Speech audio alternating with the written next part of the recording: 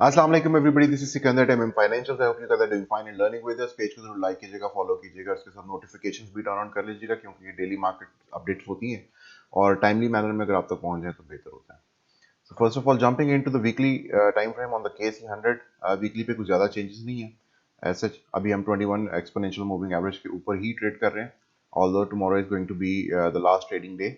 और कल जो है वो वीकली क्लोजर भी पता चलेगा कि वीकेंड हमारा जो है इस पे वीकली क्लोज किस तरफ होता है।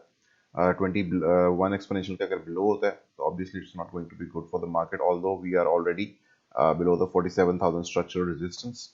यू कैन सी ये वाली रेजिस्टेंस है जो कि हमने काफ़ी अर्सा जो है सपोर्ट के तौर पे भी एक्ट की है और उससे पहले रेजिस्टेंस के तौर पे भी एक्ट की है एट प्रीवियस फ्यू ओकेजन्स। सो 47,000 स्ट्रक्चरल के हम नीचे ऑलरेडी हैं। 21 एक्सपोनेंशियल के नीचे अगर आ जाते हैं तो that is going to be another I think a bad move for the market coming in. Anyways, one step at a time, अभी इससे कुछ कहना जो है अभी मुनासिब नहीं होगा। So let's go on the daily time frame. If we can find something, यहाँ पे हम एक cluster of moving averages के ऊपर खड़े हैं जिसमें 21 exponential along with the green 55 exponential और 50 simple moving average है।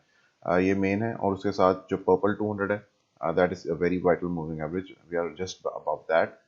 मैंने आपको कल बताया था कि जो हमारे पास शॉर्टर टर्म टाइम फ्रेम था जिसमें आवरली टाइम बेस के ऊपर कि हमारे पास जो 21 एक्सपोनेंशियल है that is in a very declining posture और अगर मार्केट ऊपर होती है तो हमें देखना पड़ेगा कि यहाँ से हम रिजेक्ट होते हैं या इसके ऊपर क्लोज हो पाते हैं या नहीं।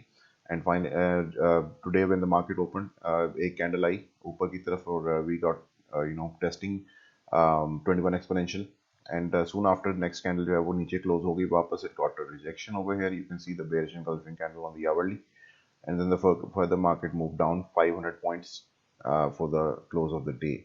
So उसमें यह है कि हमारे पास मैंने आपको बताया था कि जो आवरली है उसमें हमारे पास इस क्लस्टर के अगर हम नीचे ब्रेक कर जाते हैं तो हमारे पास जो अल्टीमेट मूविंग एवरेज है that is going to be 200।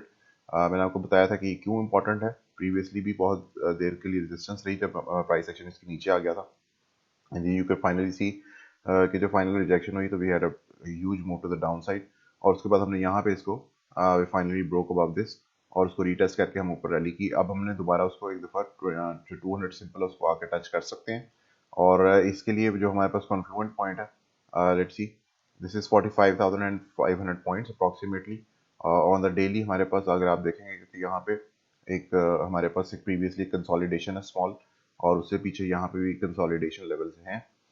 So let's see if that can act as a support and get a bounce on the daily time frame. क्योंकि वीकली जो है उसके लिए जो कल का क्लोज है that is going to be very important. अगर 21 एक्सपोनेंशियल के नीचे क्लोज हो जाते हैं that is somewhere around 46,200 points currently और अगर कल वीकली इसके नीचे क्लोज होती है तो आई थिंक जो मार्केट है वो थोड़ा सा साइडवेज ज़रूर जाएगी एटलीस्ट और वो भी बेस्ट केस सिनेरियो होगा लेकिन provided with the fundamentals. Later on fundamentals video भी आपके लिए आएगी आज और मैंने आपको प्रीवियसली भी एक्सप्लेन किया था कि fundamentals are not looking good for the market और उसमें मैंने आपको फंडामेंटल्स के आने से पहले आपको टेक्निकल्स से देख के बताया था कि ट्रिकी सिचुएशन हो सकती है अगले कुछ दिनों में और वो ट्रिकी सिचुएशन बाद में रिवील हुई in form of different sort of negative fundamentals. Anyways, the point is कि 47,000 स्ट्रक्चर के नीचे हम ऑलरेडी क्लोज आई थिंक करने वाले हैं। कल कोई मौजा ही होगा अगर 47,000 स्ट्रक्चर के ऊपर जाके हम क्लोज कर जाए वापस। A very good news would would be required for this candle to close about 47,000 structural resistance. लेकिन फिलहाल I think it's going to close below 47,000 structure. देखना भी है कि 21 एक्सपोनेंशियल के भी नीचे क्लोज होते हैं या नहीं होते। So that is it for KSE 100. Thank you. Allah Hafiz.